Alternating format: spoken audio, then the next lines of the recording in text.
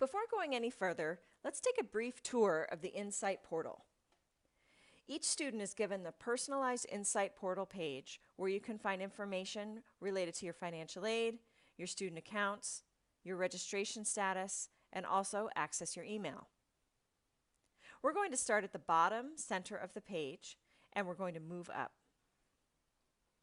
Underneath important registration updates, you can see there's information about a new feature to our system. It's regarding our waitlist option, which I'll go in more when we talk about registration. Essentially, you can have a text message sent to you if you are ever put on a waitlist to notify you that your number has been moved up on the waitlist.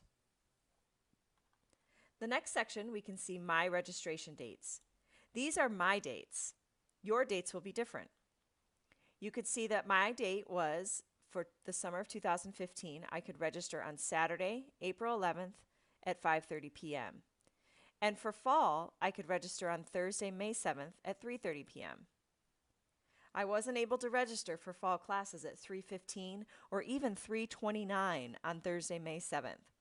The dates and times are exact. You want to register for your upcoming classes as close to your registration date and time as possible. If you have no reason to wait, I wouldn't suggest that you wait. The next section is the account information. You can see that I have a $0 account balance. Some students become alarmed when they register for courses and they see their account balance go from 0 to a certain dollar amount. That's because you've just registered. You won't be dropped from classes if you don't pay within a certain time frame. However, you will not be able to register for the next semester's classes until your balance is back to 0.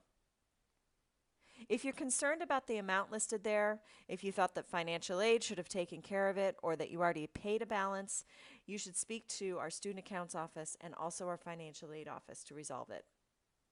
Please note that sometimes the financial aid takes a little longer to kick in, so that also might be what the gap in that dollar amount is for you.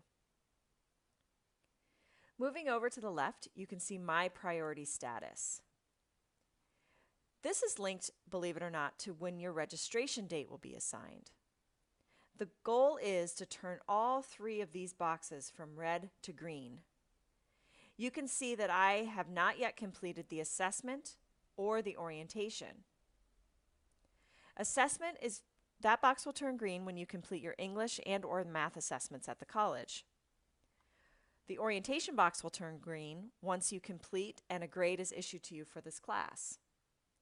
The educational plan is built into this orientation, so that should turn green once I post your grades as well. We would like students to complete all three of these processes, and in exchange for completing these steps, students are given an earlier registration date. We recommend that you take your time to go through these steps, and believe it or not, you're almost halfway there. Moving up toward the top, under the WebAdvisor menu, you have fewer categories than I do.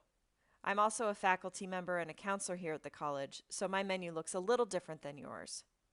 But under the student menu, this is mostly where all information for you will be contained.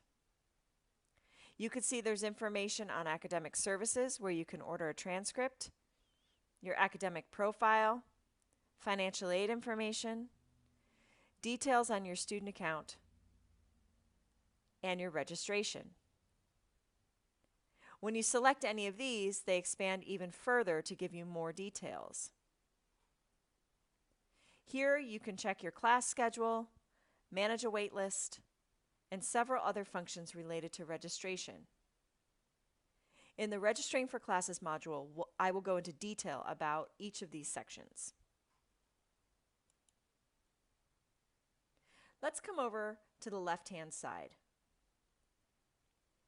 There's certain dates that are listed here for summer, fall, and spring. On these tabs, as it says, you can see registration, add and drop deadlines, exams, and other important deadlines for each term. You also can have a snapshot of your schedule. You can see that I am not registered for any classes for the summer of 2015. If I were registered, that class would appear there. And the last four sections of the site We're going to start again from the bottom and work our way up. The first button draws you to a free Microsoft Office 365 Pro Plus benefit for students. What this means is that you can download free software related to Microsoft Office to use on your personal computers. So this is a benefit of being a Contra Costa College student. You can manage your security settings, including your password, your phone number, etc.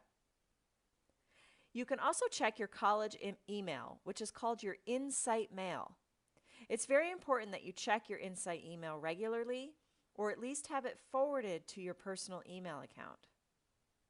You are absolutely responsible for checking your email, and once you become a full student at the college, which is now, the college will only communicate with you via this portal and also your Insite email. Please check it regularly for updates to your registration, your student account, and your grades. The last button at the top of the list is called Student Planning. This is where you can find your student educational plan.